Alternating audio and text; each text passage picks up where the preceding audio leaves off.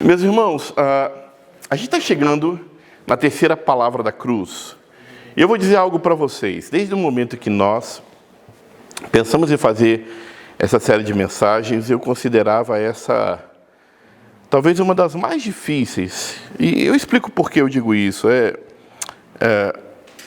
É um texto em que precisamos estar com o coração muito conectado e realmente pedir ao Senhor que fale conosco, para que possamos entender qual é o ensinamento de Jesus nessa passagem.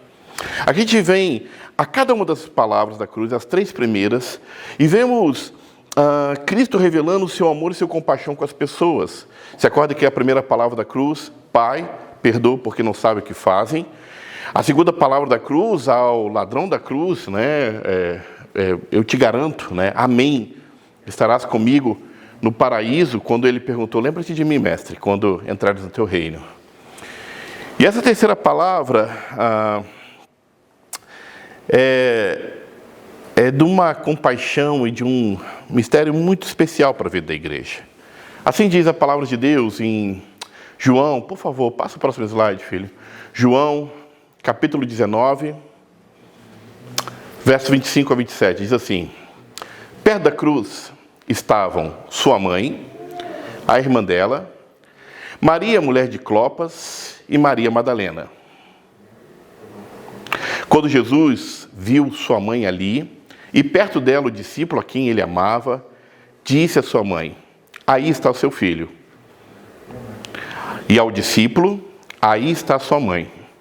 Daquela hora em diante, o discípulo a recebeu em sua família. Que o Senhor nos abençoe na meditação da sua palavra. O que o Senhor Jesus está fazendo na cruz? E qual é a mensagem desta palavra, especificamente desta palavra, para o nosso coração no dia de hoje? Sabe, como eu disse, a dificuldade de olhar essa mensagem é porque, se a gente olha superficialmente, tem a ver somente com um carinho de um filho para a mamãe. Mas tem muita coisa acontecendo naquele momento ali. A primeira das coisas que eu posso afirmar é que o que está acontecendo ali é que Jesus está cumprindo o seu propósito. Ele veio realizar uma obra na cruz, e essa obra na cruz eu vou chamar de família da fé. E é sobre isso que nós vamos falar hoje, porque, entenda bem, Jesus não veio resgatar a si mesmo. Jesus não veio, olhar seus próprios interesses. Jesus não veio em busca de fama ou de criar uma nova religião ou deixar o seu nome marcado na história. Não havia nenhuma pretensão humana, egoísta, ou mesmo,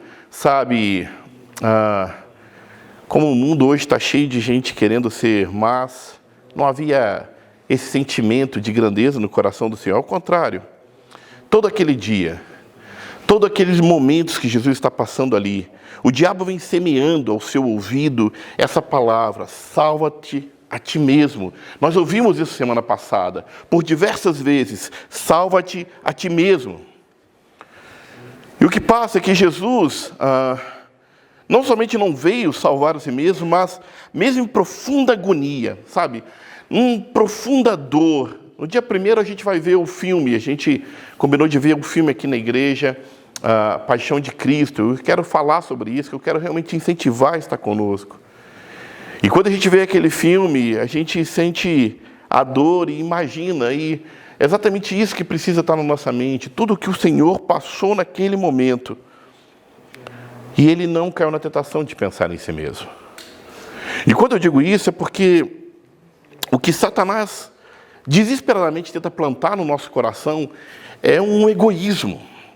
É essa coisa de pensar em si mesmo, Como a gente diz, não sei se em todo lugar do Brasil, não sei de onde eu ouvi essa frase a primeira vez, mas farinha pouca, meu pirão primeiro. Vocês entendem isso? Vou pensar em mim primeiro. It's hard to translate this, no? This is a so Portuguese expression, but é pensar em mim primeiramente, é olhar desesperadamente o meu. E quando eu falo isso, desde o início, Satanás tenta nos dividir, nos afastar da comunhão com o nosso Deus e com o nosso próximo. Foi por isso que, quando o pecado é introduzido no mundo através da tentação do inferno, separou a nossa vida de Deus, lá no Éden. Sabe, a comunhão na família, quando Caim e Abel brigaram e Caim tira a vida do seu irmão. É o mesmo pecado que na Torre de Babel, na tentação humana de sermos como Deus, fez com que surgissem os povos e colocando entre nós uma barreira de línguas. E com muito carinho e amor a gente tenta traduzir, a gente tenta se conectar, mas são barreiras. Por causa desse pecado que nos separou e continua o inimigo das nossas almas disseminando ódio, mentira, engano e nos colocando um contra os outros. E a obra que Jesus está realizando na cruz é exatamente essa, é destruindo o pecado, é pagando o preço para o pecado para que de uma vez por todas, sabe, a graça e o perdão de Deus fossem concedidos nas nossas vidas e todas essas coisas que nos impediriam de viver juntos caíssem por terra. E eu gostei muito que essa semana, quando a gente conversava sobre essa mensagem, o nosso irmão Júnior comentou algo que, uau, que poderoso essa palavra. Porque assim como Adão teve o seu lado rasgado, se lembra? Um sono profundo e teve o seu lado rasgado, e dali Deus tirou a costela e formou a mulher. Assim a Bíblia nos fala sobre a criação da primeira família, a criação, né, da companheira de Adão, e naquele momento cria-se a primeira família. Jesus também na cruz teve o seu lado cortado. E muito mais que uma parte do seu corpo, ele entregou a vida inteira para que a família da fé fosse criada. Para que entre nós houvesse de fato vínculos e laços que Satanás não é capaz de vencer. Houvesse entre nós uma profunda conexão que o inferno não é capaz de destruir. Ali Jesus está criando a igreja. E quando eu falo isso, meus irmãos, eu digo e afirmo que a família da fé, ela vem para quebrar todas as barreiras que nos separam. O que Jesus está realizando ali na cruz, ela vem de uma vez por todas tirar tudo que poderia nos impedir de andar juntos. Quero que você pense um pouco no que está acontecendo naquele dia. Os discípulos abandonaram Jesus. Não somente isso, a sua família, seus irmãos, também o deixaram. Lá em João capítulo 7, verso 5, diz assim, pois nem os seus irmãos criam nele. Mais que isso, eles acreditavam que Jesus estava maluco de pedra, que Jesus estava doido. Lá em Marcos 3, 21, diz que seus familiares ouviram que Jesus estava lá, ensinando no meio da multidão. Eles tentaram, arrancar Jesus à força, e diziam, ele está fora de si. Jesus não era crido pelos seus irmãos, e aquele momento ali na cruz está acontecendo uma coisa extremamente dolorosa, porque a gente vê Maria. E possivelmente Maria já é viúva nesse tempo. A gente sabe que José era mais velho que Maria e possivelmente ele já não está mais vivo naqueles dias. E quando eu falo nisso, meus irmãos, eu quero que vocês pensem o sofrimento que aquela mulher está passando. Um sofrimento que nenhuma mãe deveria passar. A angústia, a dor que nenhuma mulher deveria ver o seu filho, Eu estava conversando daqui um pouquinho ali com a Giovana, ali, eu vi ela com a barriga e ficando de pé e com dor, meu Deus. Eu estou vendo ali a Rebeca também, agora com a pequenininha no colo e também já chegando o Felipe aí. Que maravilha sonhar, imaginar o seu bebê. Que coisa preciosa isso. E quando Maria, recebe Jesus nos braços, leva no templo para circuncidar, há uma passagem, Simeão se aproxima. Vocês lembram disso? Simeão diz, Senhor, eu posso morrer, porque os meus olhos viram a sua salvação. A alegria de Simeão de já saber que Jesus era o Cristo. Mas naquele mesmo dia, Simeão abençoou Maria com uma bênção extremamente dura. A palavra de Deus diz assim, olha, este menino, Simeão abençoando Maria e falando sobre Jesus, está destinado a causar a queda e o levantamento de muitos em Israel, a ser sinal de contradição, de modo que o pensamento de muitos corações será revelado. E quanto a você, Maria, uma espada atravessará a sua alma. dura palavra. O que está vivendo Maria naquele momento é o momento em que a espada está atravessando a alma dela. Ela está vendo o seu menino. Ela está vendo com olhos de desespero o seu filhinho castigado, com tanta dor. Mas sabe, meus irmãos, o que Jesus está fazendo ali é muito mais do que a relação de um filho com uma mãe. O que Jesus está fazendo ali é cumprir o propósito da qual ele veio dos céus a fazer. Ele está de alguma maneira mostrando que a relação dele vai muito mais do que a relação de um filho com uma mãe. E por isso Jesus olha para ela. E é nesse momento, mesmo tendo, sabe, a face desfigurada, mesmo com os olhos comprometidos de tanto ter apanhado no rosto, mesmo sem enxergar direito, Jesus com um olhar de compaixão, ao ver a sua mãe ali, aquela mãe chorando e sofrendo, Jesus olha para ela e diz: eis aí o seu filho. E ao mesmo momento diz ao discípulo amado: eis aí a sua mãe. Jesus vê a angústia dela e quem é que está perto para consolar? E quando eu falo que é nesse momento que quebram-se as barreiras, é que Jesus está dizendo, entre outras coisas, é que Maria terminou o trabalho dela como mãe. Sabe, a Igreja Católica olha esse texto como se Maria passasse a ser a mãe da humanidade. Não é isso que acontece. Jesus confia Maria ao cuidado de João e fala assim: ó, eis aí a sua mãe. Sabe por quê? A única pessoa que estava perto de Maria naquela hora para ajudá-la e para cuidar dela era a família da fé, era a igreja. O texto termina dizendo que João levou ela e ela passou a ser parte da sua família, passou a cuidar dela. Há um poder, meus irmãos, na vida da igreja que é unida pelo sangue de Jesus, que derruba todas as barreiras. Sabe por quê? Pode até acontecer, como no caso de Jesus, a sua família venha te abandonar, que as pessoas se esqueçam de ti. É duro, é impossível de imaginar. A Bíblia diz assim, olha, ainda que uma mãe abandone, se esqueça do seu filho, que é absurdo, é inimaginável. Mas a Bíblia diz, ainda que isso houver a passar, eu não me esquecerei de ti, diz o Senhor. E o que o Senhor está falando ao meu coração, ao seu coração, é que mesmo que esta família humana venha te abandonar, ou que as circunstâncias te levem para longe deles, como muitos de nós aqui, que por uma decisão de trabalho, de busca de uma vida melhor, também deixaram a família, pais, irmãos, amigos, para trás. E mesmo que todos esses fiquem, Jesus usará a família da fé para te consolar e cuidar de você. Jesus usará quem está do seu lado. Olha para o lado um pouquinho aí. Olha mesmo, pode olhar. Olha para trás um pouquinho. Olha para quem você não consegue ver daqui. Ó. É esses que o Senhor usará para te consolar. É a igreja do Senhor. É sobre essa igreja que as portas do inferno não prevalecem. E quando eu digo isso, eu tenho certeza que essa palavra, através do Santo Espírito de Deus, é corroborada no seu coração. Sabe por quê? Quando a Bíblia diz que há amigos mais chegados que irmão, eu não preciso nem dar exemplo, porque eu sei que você sabe que isso é real.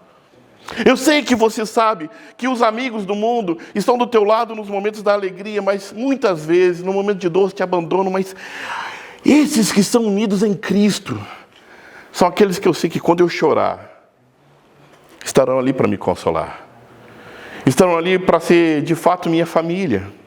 É por isso que a Bíblia é repleta, sabe, dessa obra que Jesus realiza na cruz. É por isso que Noemi chega para Ruth, e que relação mais complicada, a relação de nora e sogra, né? E vira e fala assim: para onde você foi, eu irei. Eu jamais vou me apartar de ti. O teu povo será o meu povo, e o teu Deus será o meu Deus. Não ri não, Grace.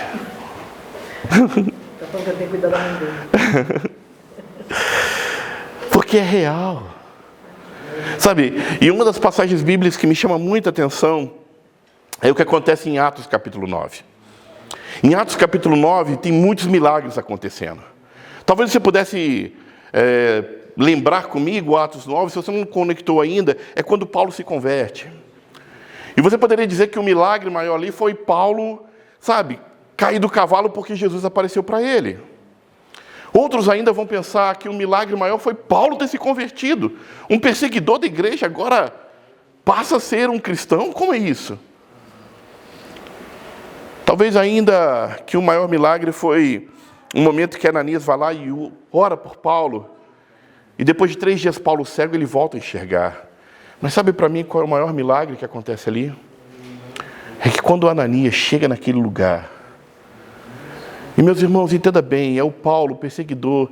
Até alguns dias antes, Paulo poderia ter mandado tirar a vida de Ananias. E Ananias, mesmo sabendo que Paulo era um criminoso, aos olhos da igreja, um perseguidor aos olhos da igreja, mesmo sabendo de todos os perigos, agora ele sabe que aquele homem ali é um homem que foi tocado por Deus. E sabe qual é a primeira coisa que Ananias fala a Paulo?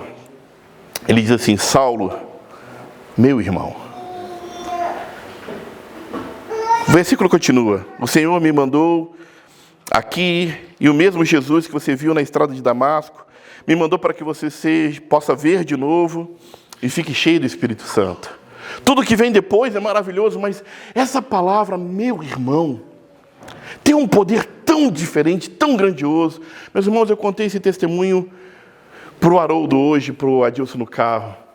Eu fui capelão aqui na penitenciária de Atlanta, na penitenciária federal. E é um ambiente muito opressivo, sabe? Entrar naqueles portões, estar no meio dos presos.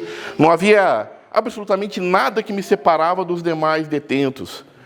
E por ser uma penitenciária federal, são pessoas que realmente cometeram crimes.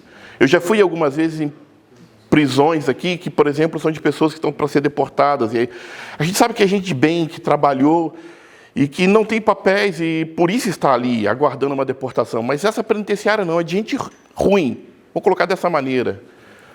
De gente que cometeu crimes. E numa das nossas reuniões, um irmão pediu a palavra e falou assim: pastor, eu quero dar um testemunho. E olhou para mim e disse: eu quero agradecer a Deus porque hoje eu completo 14 anos que eu estou preso. E eu fiquei pensando: uau, 14 anos preso. E ele disse: eu ainda tenho mais 26 anos de pena. Ele tem uma condenação de 40 anos. E quando ele falou aquilo, eu perguntei: mas por que você agradece por isso? Ele disse: se eu tivesse solto, eu já estaria morto. E quando eu entrei nessa prisão, eu conheci o que é ser livre. Quando eu entrei nessa prisão, a minha vida, de uma vez por todas, teve sentido. Pela primeira vez eu tive paz, porque eu encontrei o Senhor. E eu digo mais, pastor, eu tenho um campo inteiro para pregar do Evangelho neste lugar. É aqui que eu tenho que estar. E o que eu posso dizer para um homem como esse? Mesmo sabendo que ele está pagando pelos seus crimes, a única coisa que me resta é olhar a ele e dizer: amém, meu irmão. Há algo poderoso na vida da igreja, meus irmãos. Quando nós olhamos um para o outro e dizemos: tu és o meu irmão, todas as barreiras caem. Língua, nacionalidade, cor, situação financeira, todas e qualquer barreira caem. Porque passamos a ser corpo de Cristo, e isso é poderoso. É essa a obra que Jesus está realizando na cruz. Só que isso não é vazio. Isso não tem a ver só com o que Jesus faz. Porque na cruz, Jesus também nos mostra e nos ensina o nosso propósito. E o nosso propósito, que eu quero deixar claro ao nosso coração nessa noite, é ser família da fé. É de fato ser família. Isso, sabe, é a poderosa mensagem para nossas vidas, porque a mesma obra de Satanás continua sendo feita. Nós seguimos desesperadamente tentar salvar a nós mesmos. Sabe, fazemos as coisas, tudo que tem a ver para me salvar, para me dar bem, para que eu possa ter, para que eu possa desfrutar. Buscamos estabilidade, buscamos as melhores coisas para mim. E eu digo para vocês a mesma palavra que Jesus disse lá na primeira palavra da cruz. Quando ele nos olha e diz: eles não sabem o que fazem. Não é isso que Jesus quer dizer de nós, meus irmãos. Eu sei que é muito fácil falar da compaixão do Senhor. Poderia ficar horas aqui falando do olhar de misericórdia de Cristo, do amor dele, da entrega dele na cruz. Tudo isso é poderoso, a obra que ele realizou é sem igual. Mas precisamos lembrar que tudo que Jesus fez na cruz é para nos dar um exemplo. É para nos ensinar o caminho. São as últimas palavras de Jesus. E esta palavra não é sem razão, não é sem sentido. Olha, cuida dessa mulher, viúva. Recebe ela como tua família. Ele está, olhando para a igreja e dando um propósito. Jesus entregou a vida por algo muito mais valioso que nós, meus irmãos. É grandioso imaginar isso, que Jesus entregou a sua vida pela vida de todos nós aqui. Para nos dar esse propósito, como eu disse, para sermos famílias. E o convite que vem para a minha vida, para a sua vida, é um convite muito mais profundo no relacionamento da fé. Eu quero falar uma coisa agora que eu pensei se eu ia falar ou não. Porque ela é difícil de ouvir e ela gera um incômodo. E eu não quero que você se desligue no momento que eu falar essa frase. Mas eu quero que você entenda e permita que o Santo Espírito de Deus fale ao seu coração de verdade. E a frase que eu quero dizer para você é que a nossa família de sangue é passageira. Que a verdadeira família é a família da fé. E como eu disse, isso pode estar soando muito difícil no seu ouvido agora. Mas eu quero que você entenda o que o Senhor quer dizer com isso.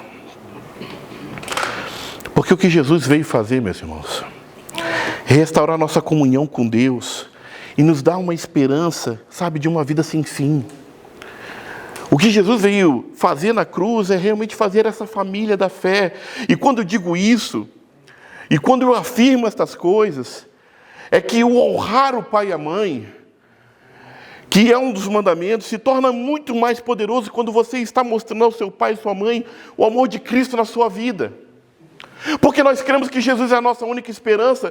Então, os meus pais, que eu amo de paixão, que eu faria de tudo por eles, eles precisam conhecer desse amor que muda a vida, que dá propósito, que dá esperança, que não se acaba com os dias. Se eu amo de verdade a minha mulher, se eu amo de verdade o meu esposo, eu vou ser um servo fiel para que ele veja o testemunho de Cristo em mim. E o leve também a ser parte da família da fé. E mais importante, que a faculdade que seu filho vai cursar, que os dias que ele passará na universidade, será onde ele passará a eternidade. E se eu creio tão poderosamente como eu creio na palavra de Deus, eu tenho que desesperadamente mostrar para a vida dos meus filhos que só existe um caminho, só existe uma verdade, e que só existe uma vida verdadeira, e a vida do Senhor. O que eu quero dizer para nós, meus irmãos, é que isso parece difícil demais. E se a pergunta que possa surgir na sua vida é: como eu faço isso? O caminho da salvação é entrega.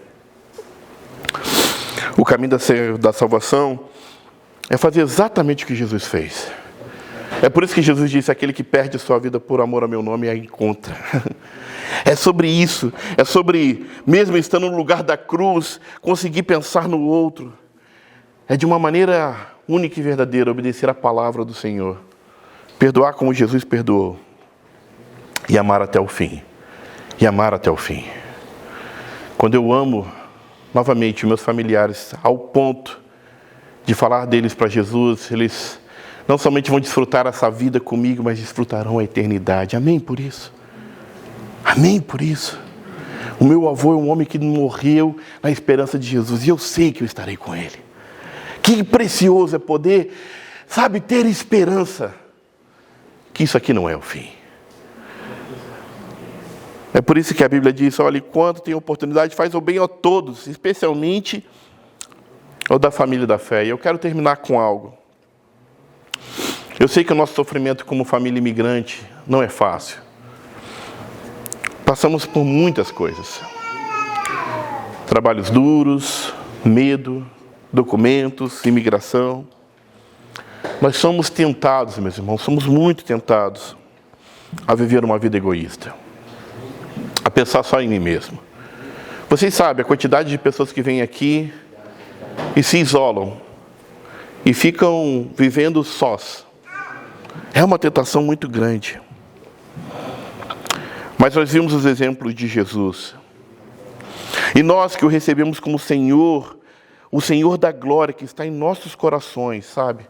Nós encontramos vida e esperança. Por isso eu afirmo que hoje Jesus nos chama a cuidar um dos outros. Escute isso. Jesus te chama a cuidar um dos outros.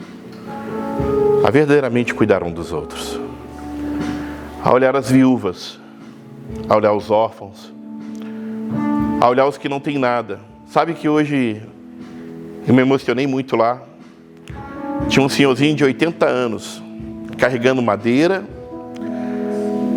pregando numa casa que não é dele. Não por receber dinheiro, simplesmente porque ele entendeu que Jesus o chamava para abençoar aquela vida. Foi tão precioso ver aquilo. Cristo nos chama a olhar o mundo com amor e compaixão. Jesus nos chama para verdadeiramente sermos uma família da fé. Que Deus nos abençoe e faça essa obra em nossas vidas. Amém? Vamos louvar o Senhor com essa canção.